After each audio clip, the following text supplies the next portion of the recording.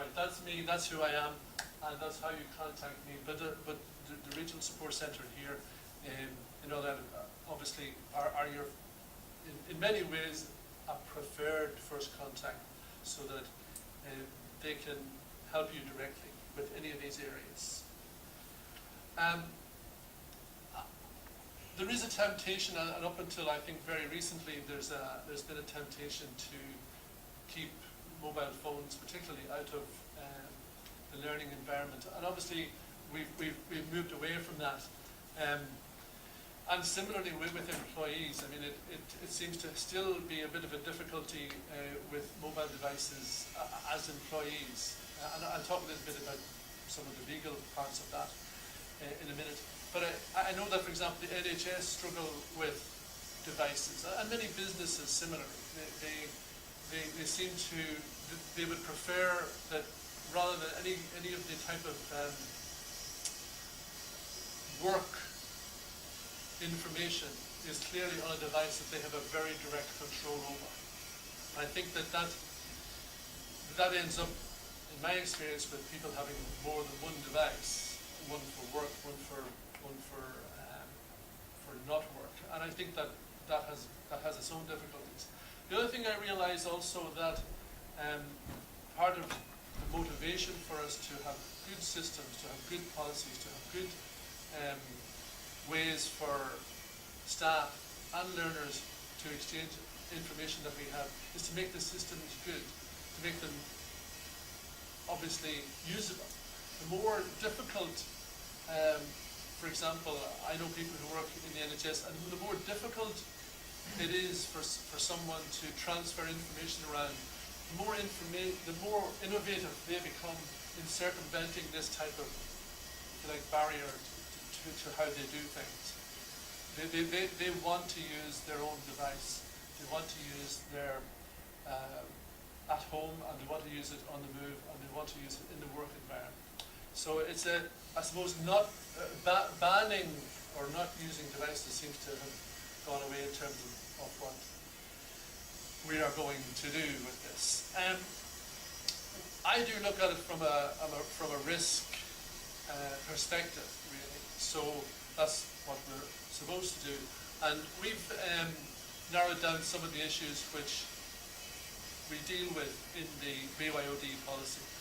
Copyright being one, ownership of content, licensing, all of that stuff seems to be,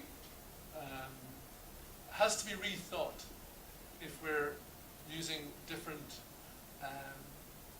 devices at different locations and giving different people access on different devices.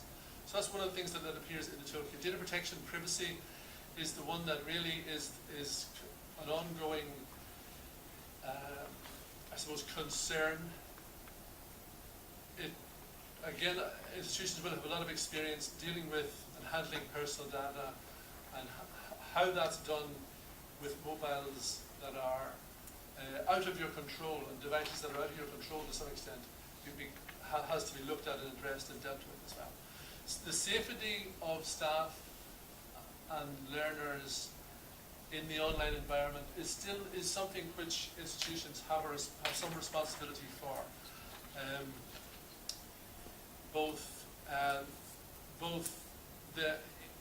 When they're in the work environment and when maybe learners, for example, interact with each other on campus or in an environment which you are promoting to them as something for learning. So that's another thing to note. And e-security, I don't know if Dave's going to talk about that sort of thing, and maybe that's maybe more straightforward than any of the others to deal with, in fact. But it does create new issues. And Haggis, of course, maybe there's no difficulty. Maybe we just have to take it on board and move with it. I'm going to show you, hopefully now, a short video. He said, it's last words, and it is that one. It's that one, is it? First one. All right. And this is just a few minutes on this is a video which describes the JISC Legal BYOD BYOD legal toolkit. It's a short promotional video for that. And then this gentleman we talked about it. A recent survey shows that 81% of adults use their own mobile device at work for activities such as accessing work emails, databases, and other work information. It also stated that 75% have disabled the auto lock function on their personal device. Staff and students in colleges and universities increasingly expect to be able to access the full range of an institution's ICT facilities using their own mobile device. Staff smartphones and tablets can and do access and store work emails and files. Devices are used to record meetings and to contact students, and even to access student records. Students also want to use their own device to access the virtual learning environment, to prepare assignments, to carry out research, and to access library resources. All these activities, if done using a staff or student-owned device, bring with them legal liabilities to consider. Bringing your own device to the workplace does not introduce any new areas of liability, but it can increase the risk of being held liable. On the other hand, getting compliance right gives confidence, exudes quality, and protects your institution's reputation.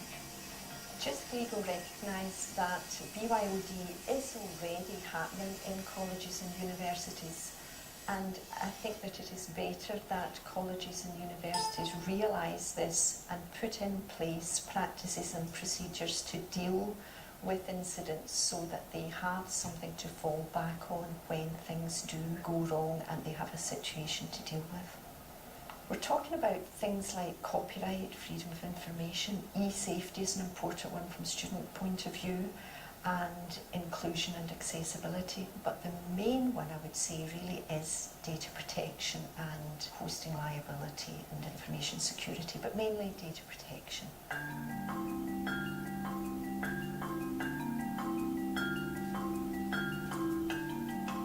The toolkit is covering the whole area, starting from assessing your risk and where you are on the risk spectrum.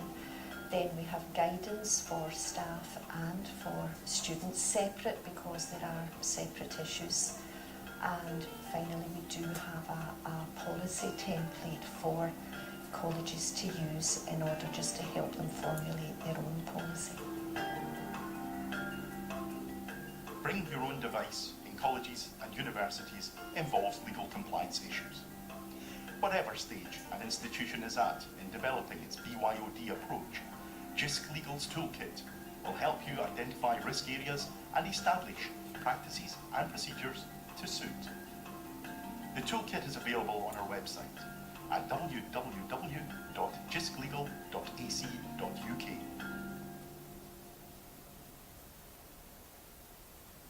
Good. I spoke to some of my colleagues yesterday too. Everybody has surveys nowadays, of course, but he came up with one which said that there were more people seemed wanted. The most important thing the learners wanted when they came to college was, in terms of priority, was wireless access, which seemed to be ahead of, good accommodation and all sorts of other things like that. They wanted good wireless access, which again is indicative of what we're dealing with. We're very lucky, really, because the toolkit has been devised, as Betty mentioned, it's addressed to different levels within the institution, and really the risk one is probably the one that is the starting point for managers and people who are making decisions about what they're going to do. And it's like an old-fashioned risk assessment type process. Indicates how you go about that in this context, and it really deals with. It helps you look at how you're going to say, well, with the existing systems in place, can we move on? Can we give access? And what risk is associated with that in a numerical way? So it's a very good it's a very good way of starting that if you're not started. But even if you have, it's still a good way of going back to assessing exactly where you are and maybe highlighting issues which haven't been addressed. And it makes some useful suggestions on how you go about solving that.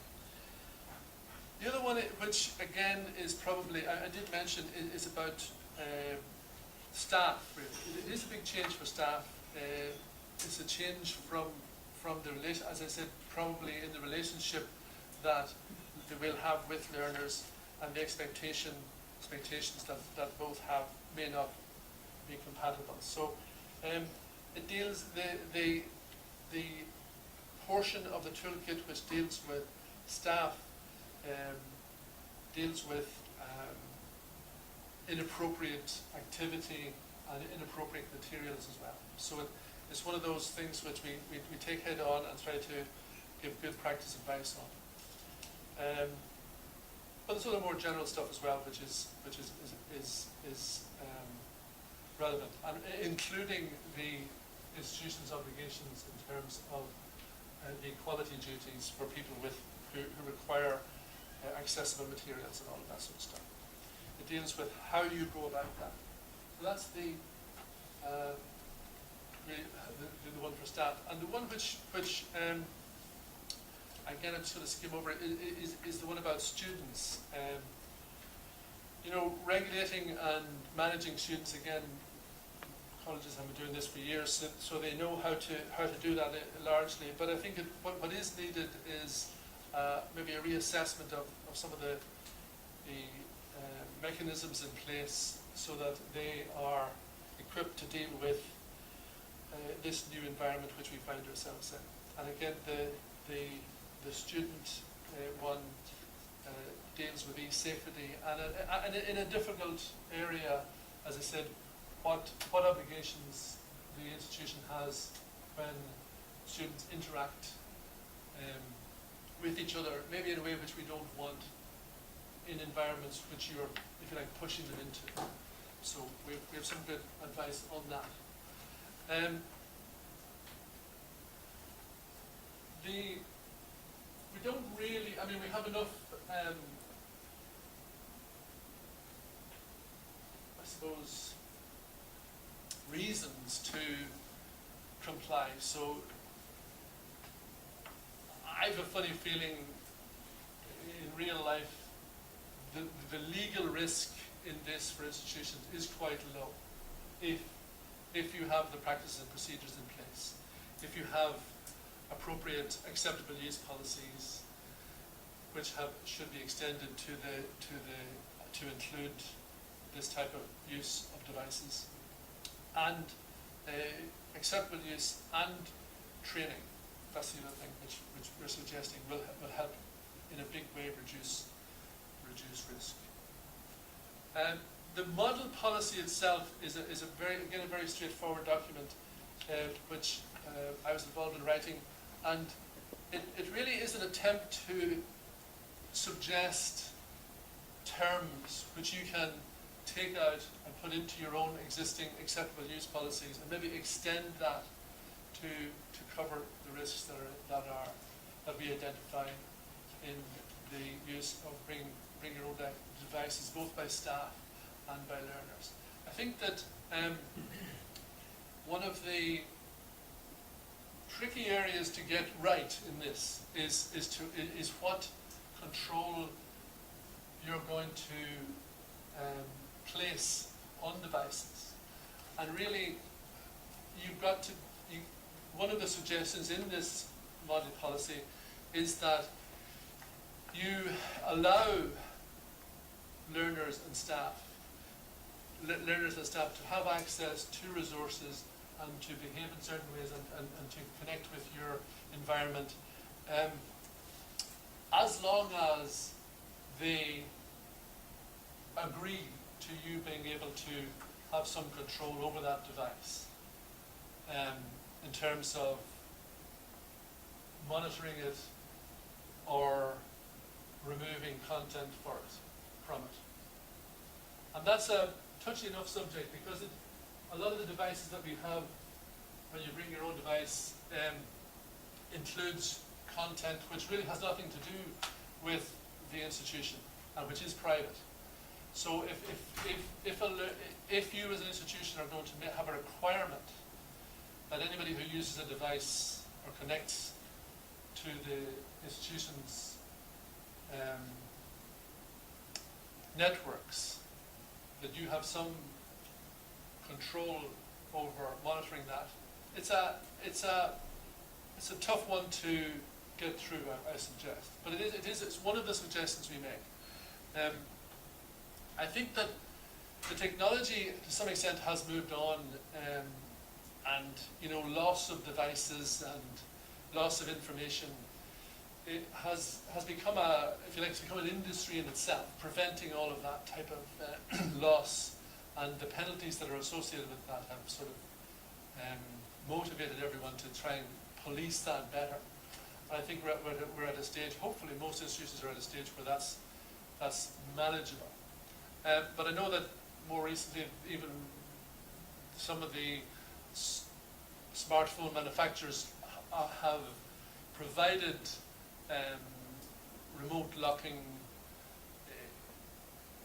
software, and I think they're even building them now into the operating systems, where you can, if a device is lost or if or stolen, then that can be remotely locked or made useless to some extent. How that's done and who's in charge of it and all that sort of thing, that's a whole different matter. But it is possible, and it's one of the things that staff will want to take information onto their own device. That's just as they use them and become familiar with stuff, they will email spreadsheets to their home, to themselves, and they'll take data and stuff which they probably shouldn't be doing. But having a clear documented policy on how that's going to be dealt with and how it should be dealt with is what this model policy is about. I've probably talked enough now, so because my voice is drying up, sorry, how I can tell. So I don't have a survey, but it'd be very interesting to hear how we move on throughout today. And I know that I'm particularly, well, obviously it's all good, but I'd like to hear how we're actually going to use this technology to learn. And I think that JISC Legal and your Regional Sports Centre are here to make sure that the law, for example, isn't a barrier to that, and that you have the support as an institution that you feel that you need to make sure that you can make best use of the technologies as they change. I'm going to leave it at that. But I've lost track of the time. Does anyone have any questions? Yeah, questions, of course. Was haggis a red herring? Haggis, well, I'll explain haggis. I'm sure those who know JISC Legal know Jason Miles Campbell. He is the service manager at JISC Legal. He tends to, I'm trying to think of a sense of humour thing. How would I describe it? It was a distraction, yes, it was a distraction. But he does go around in a kilt, and he's quite Scottish in that sense, so he does encourage us all to remind people of the importance of haggis and whiskey as we go around. But yes, it was a distraction. But it does represent, it may be in this context, it does represent that maybe there is no problem, that we have existing policies and practices and procedures in place. There's enough regulation, there's enough compliance, and we don't have to really, we can move on to other things. But yes. It was a distraction. I was the one who sent that because I was wondering why I was there. So, and then I thought, because we've got our own device, I went on the internet and Googled JISC Legal Haggis, and I came up with the same John, Jason, and his interests are cooking and haggis, and that was the only link I could make between the two. There you go. But it did distract me from your talk, so it's kind of, no, it's one of the. But it does represent the fact I said that maybe we should move on. It isn't this. The legal aspects aren't really, and shouldn't be a barrier. So that's, we haven't covered already. Maybe that's what the point is. Is there a URL to the template itself? The policy template. Added up already and I missed it. No, I don't think there's a URL. I think I'm nearly certain the URL is BYOD model policy. certainly in the, oh, there is a last slide. I go through them all. So page over to us. But it's on the URL anyway. I think like googling BYOD and JISC Legal and total digital time. Should be very easy to find. Does anyone have any other questions they'd like to ask John while he's with us? Everybody happy enough? I also spent about 2 minutes trying to figure out if Haggis was talking out, and then I thought he's just trying to test us to see if we're still So awake. you listen. Full marks for listening. I think Jerry's proved the point though, by having his own device he answered his question for himself.